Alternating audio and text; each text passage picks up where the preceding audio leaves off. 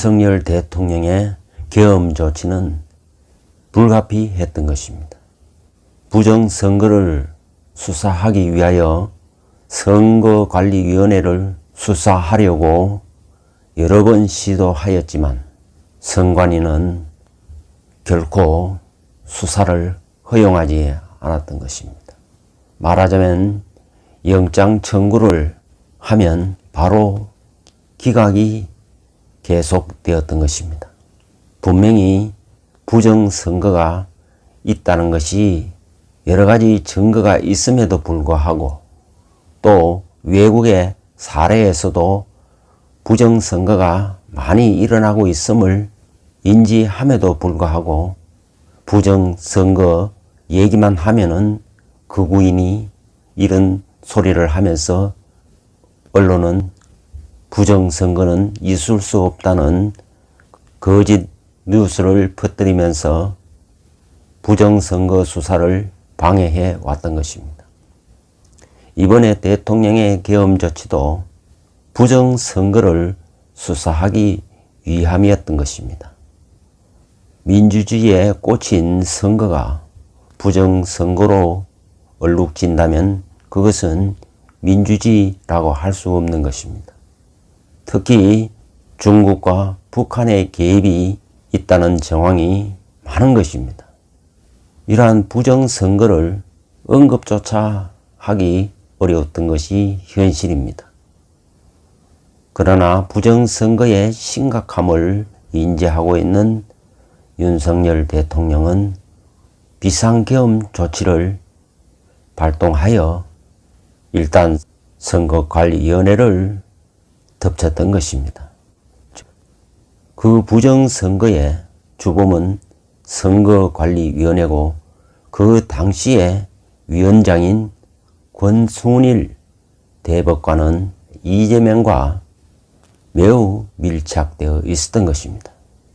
이재명의 위증교사 수사에 있어서도 거짓말은 거짓말인데 소극적인 거짓말이기 때문에 무죄로 판결을 내렸던 바 있는 것입니다. 이런 말도 안 되는 궤변을 늘어뜨린 권순일은 50억이라는 돈에 매수되었다는 설이 있는 것입니다. 그 당시에 김만배로부터 50억 클럽에 들어가게 되는 것입니다. 권순일의 사주를 보면은 기해년 신미월 계묘일 정사시에 해당합니다. 이 사주에서 재성에 해당하는 이 정사, 그 중에서도 이 사화는 바로 겁살에 해당하는 것입니다. 겁살은 겁탈하고 약탈하고 강탈한다는 뜻입니다. 이 겁살이 좋게 작용하면 절대로 약탈하고 겁탈하고 강탈하지 않는 것입니다. 좋게 작용하면은 합법적으로 정당하게 활용하기 때문에 영웅 취급을 받을 수가 있는 것입니다. 그러나 겁살이 나쁘게 작용하면은 그야말로 약탈자가 되고 겁탈자가 되는 것입니다. 그러면 무엇을 겁탈했느냐 하면은 바로 사화는 이 사주의 재성에 해당하기 때문에 재성, 즉 재물, 즉 돈을 겁탈했다는 것입니다.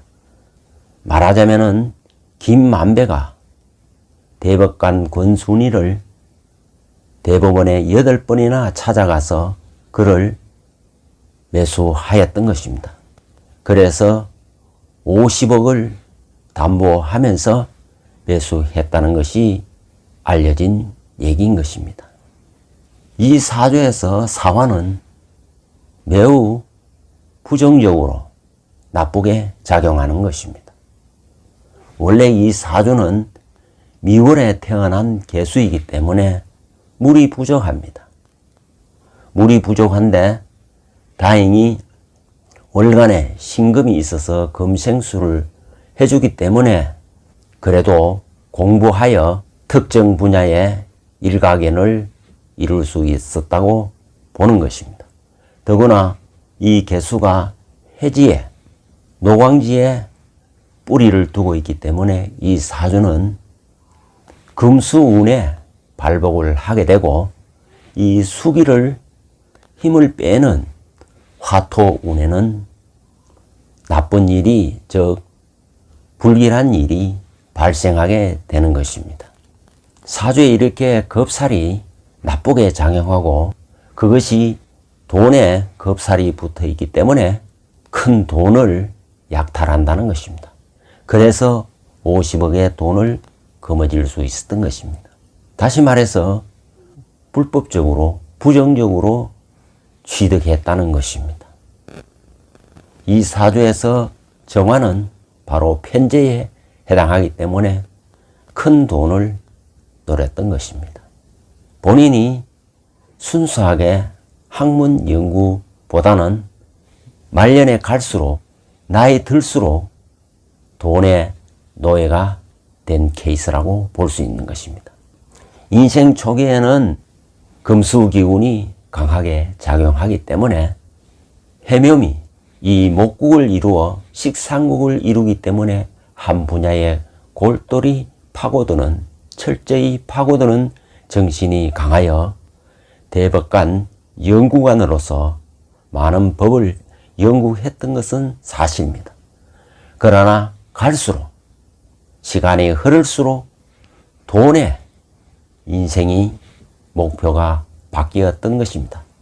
그래서 겁살이 재물에서 동하기 때문에 결국 재물의 노예가 되는 사주인 것입니다. 특히 지나온 을축대운 이때 선거관리위원장을 하면서 대법관을 지냈던 시기입니다. 축은 이 사주에서 충미충을 하면서 토기운이 매우 왕해지는 것입니다. 즉 화토의 기운을 강하게 하기 때문에 즉 토국수를 하기 때문에 본인은 스스로 무덤을 파는 일을 한 것입니다. 이 축토는 금의 창고이고 또 이 정화의 창고이고 이 기토의 창고에 해당하는 것입니다.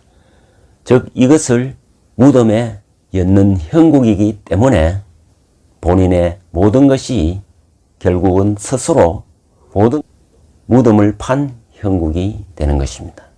이때 저질렀던 부정한 거래, 50억 거래는 결국은 심판을 받게 되는 것입니다.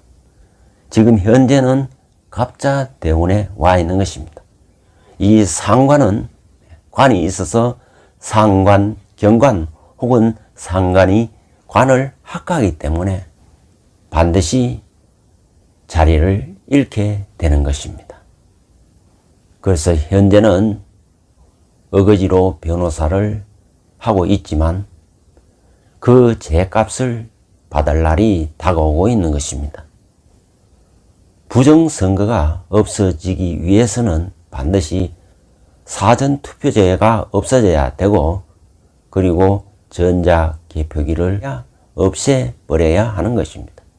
이 두 가지가 실현되지 않는 한 그리고 현재의 부정선거가 제대로 수사되지 않는 한 이 대한민국은 곧 부정선거로 인하여 나라의 파멸을 가져오게 될 것입니다. 바로 이러한 부정의 바람을 타고 지금 설치고 있는 것이 이재명인 것입니다. 만약에 이재명의 제목을 보면은 인간이 저지를 수 있는 모든 범죄를 다 저지르고 있는 것입니다.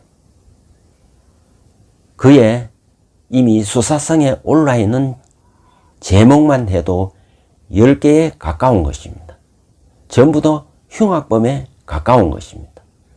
이러한 이재명이가 이러한 범죄자가 대통령이 되었어도 안 되지만은 만약에 이런 범죄자가 국정을 운영하게 된다면은 나라에는 아무런 법이 필요 없는 것입니다.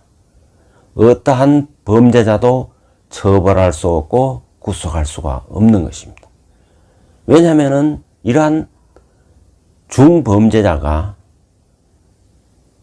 자신이 국정을 운영을 맡기게 되면은 감옥도 없애버리고 경찰도 없애버리고 검찰도 없애버리고 심지어 군인마저도 없애버리는 것입니다. 그리고 모든 이 5천만 국민을 데려다가 중국에 예속시켜 버린다는 것입니다. 이재명은 현존하는 모든 죄수가 이재명에 비하면 경범죄에 불과한 것입니다.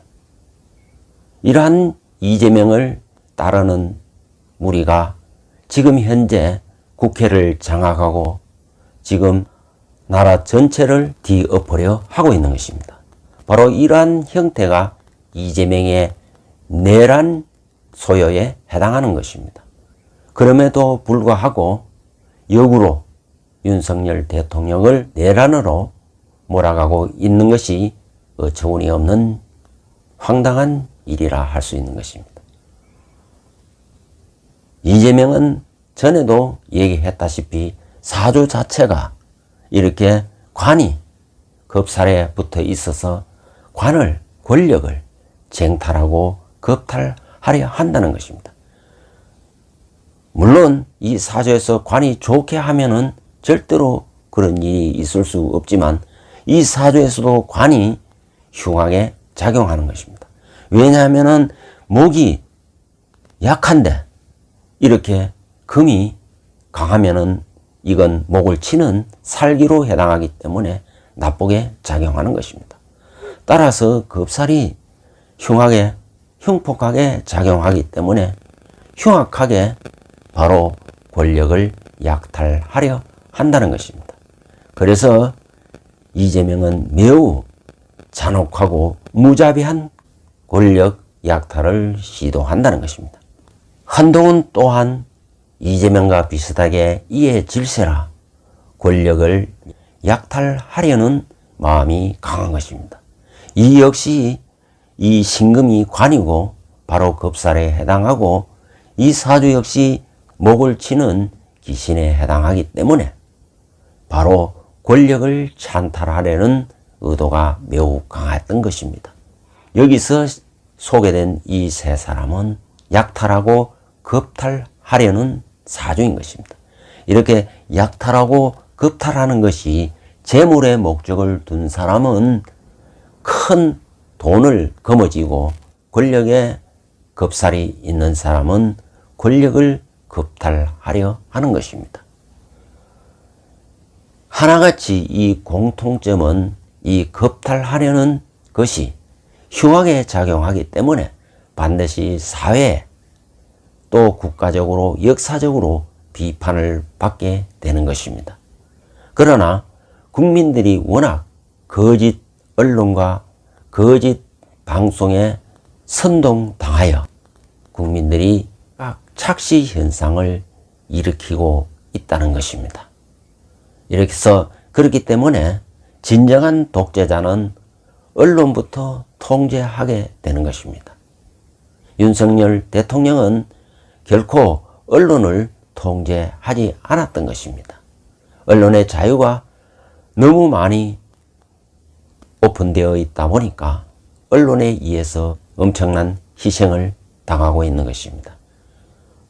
언론은 매우 악의적으로 거짓 정보를 날조하고 조작하여 거짓 사실로 세상을 혼란케 하고 있는 것입니다. 우리 국민은 무엇이 진실이고 정의인지를 알아야 하고 시시비비를 가려서 정의의 편에 서야 할 것입니다. 힘이 정의가 아니라는 것입니다. 정의가 곧 힘이라는 것입니다. 이상으로 마치겠습니다.